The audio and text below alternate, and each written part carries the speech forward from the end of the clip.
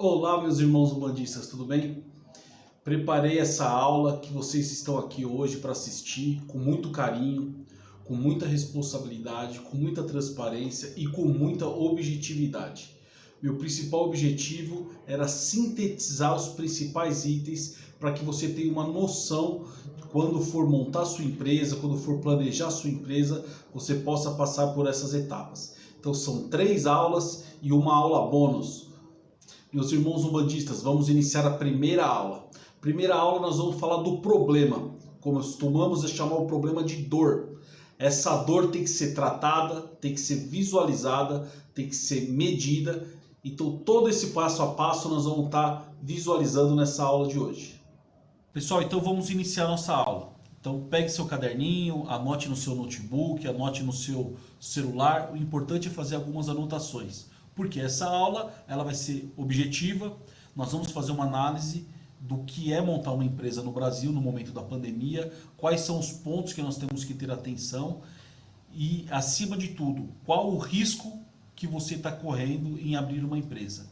Todo momento de crise existe muitas oportunidades, mas os riscos são muito grandes. E nós vamos detalhar isso aqui na aula hoje, tá bom? Então vamos lá, é possível empreender no período de pandemia? Sim. É possível e nós vamos trabalhar. Tudo depende de como você vai encarar esse desafio. Então, algumas informações que nós temos que pegar para poder ter subsídio se nós vamos correr esse risco ou não. Bom, a primeira notícia que nós estamos vendo aqui já assusta um pouco. 716 mil empresas fecharam as portas desde o início da pandemia no Brasil, segundo o IBGE. O IBGE é uma fonte séria. Muito importante essa informação. Porém, quando a gente pega no site do G1, nós temos uma informação do Ministério que 2,3 milhões de empresas abriram a mais do que as empresas que fecharam. Ou seja, muita gente está procurando abrir empresa. Mas será que ela está planejando os próximos passos da empresa?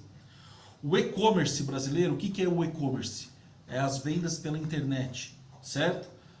Elas cresceram 50% na pandemia, e é o que nós vamos trabalhar hoje. Então nós temos algumas informações. Muitas empresas fecharam, porém abriram muito mais empresas do que fecharam no Brasil, e 50% no período da pandemia cresceu o e-commerce, ou seja, as vendas pela internet cresceram 50%. Então isso é uma informação muito importante. Então vamos lá, o que nós vamos trabalhar? É um novo formato de empresa. Nós não vamos trabalhar com as empresas tradicionais. Vou montar uma padaria. Nada contra a padaria.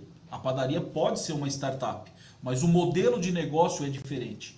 Ou seja, como é que num modelo tradicional é montada uma empresa? Você vê um ramo de atuação, um exemplo, uma padaria, um açougue, uma construtora, uma clínica, ou seja, o mercado já existe.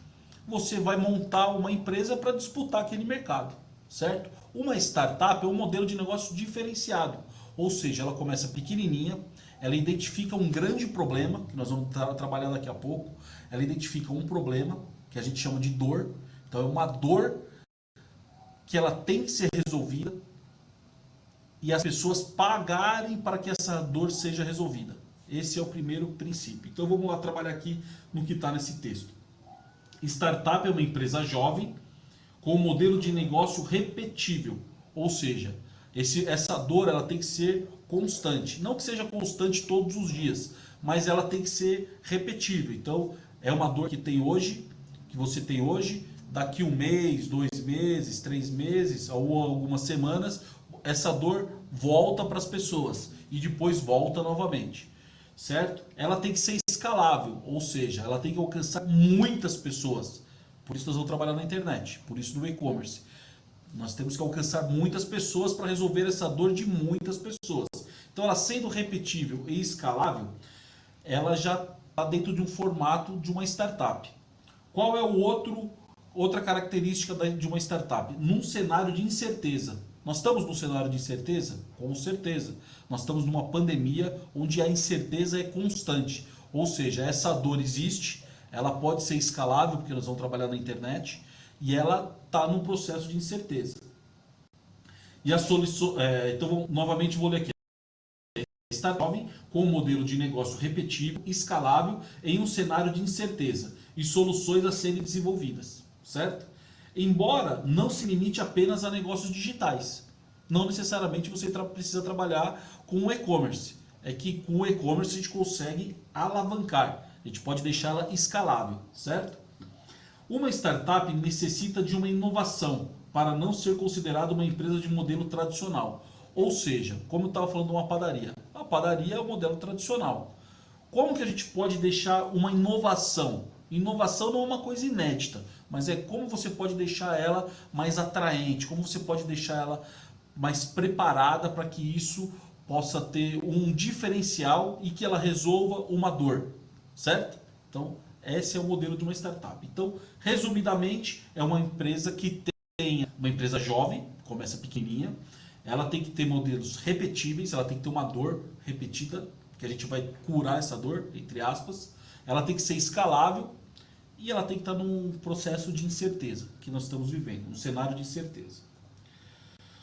Primeiro ponto, identificar a dor. Segundo ponto, identificar qual é o seu cliente. Isso é muito importante, nós vamos chegar lá. E o terceiro ponto é montar um MVP, que é o mínimo produto viável. Tudo isso eu vou detalhar hoje aqui nessa aula. Então nós vamos identificar uma dor, nós vamos identificar qual é o cliente dessa dor e nós vamos montar um mínimo produto viável para que você possa fazer sua primeira venda, certo? Então vamos lá. Como identificar a sua dor?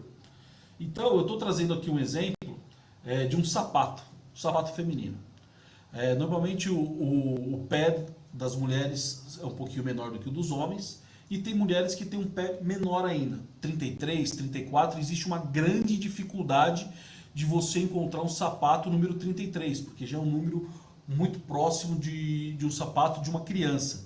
Então, como você encontrar? É difícil. Se você não tem essa realidade, pergunta para sua esposa ou para suas amigas. Se você for mulher, o seu pé não for 33, 34, você deve conhecer várias amigas que tenham essa dificuldade.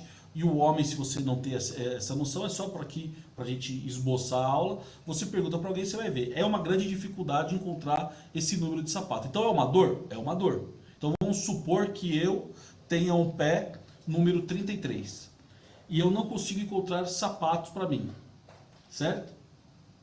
Então é uma dor? É uma dor. De mês em mês, de tempo em tempo, eu tenho que comprar sapato. Ela é repetível, certo? E como que eu posso escalar?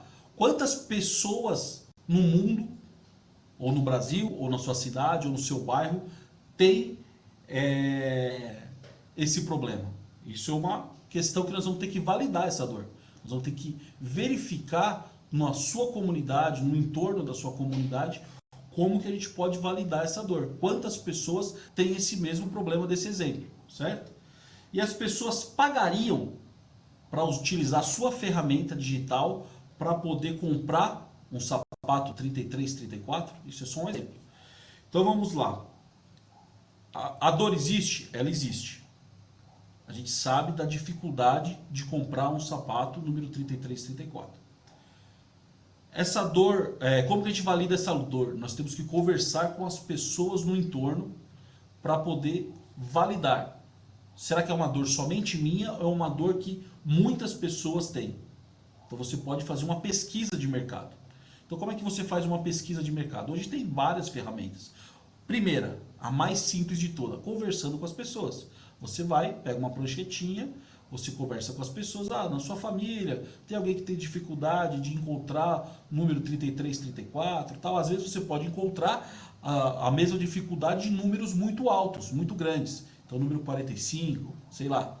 Né? Então, sapatos de pessoas muito grandes. Você pode trabalhar com sapatos pequenos e sapatos grandes. Você vai adequando a sua realidade. Você vai vendo que a dor simplesmente não é uma dor, às vezes, só do número menor. Pode ser do número maior também. Você pode ampliar e agregar mais valor para a sua empresa. Então, voltando, a dor ela existe, ela é repetível, constantemente. Validando a dor. Você pode fazer uma pesquisa, batendo nas casas dos seus amigos e conversando e identificando se existe mercado para isso, certo? Esse é o primeiro ponto.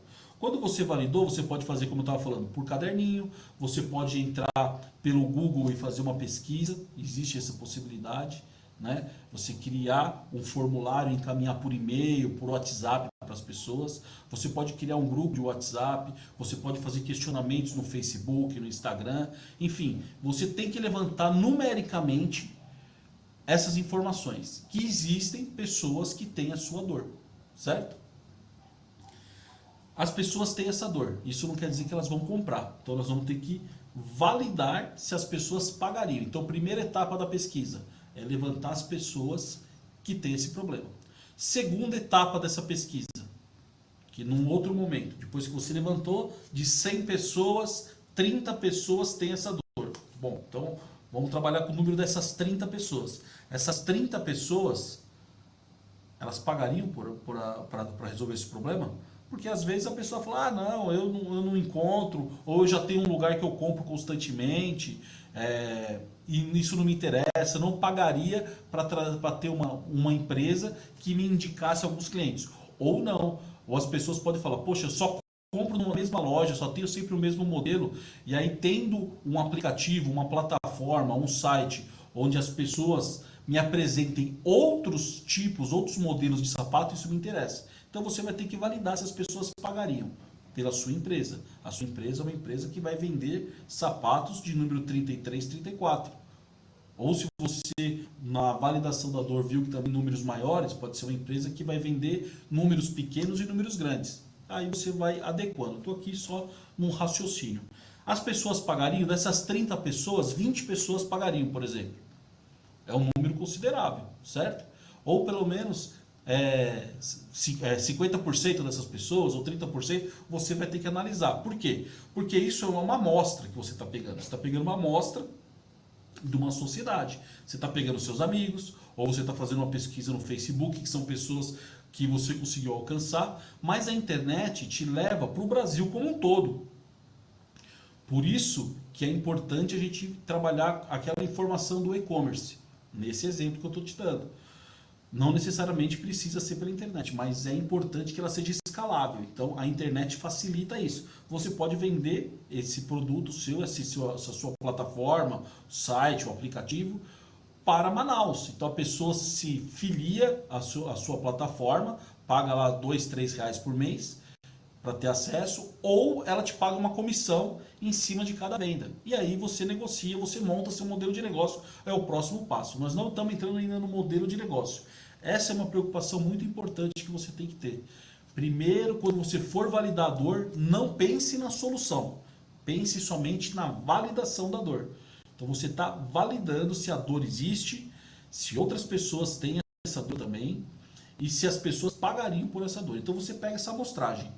Quanto maior for a sua amostragem, maior de certeza você vai ter, certo?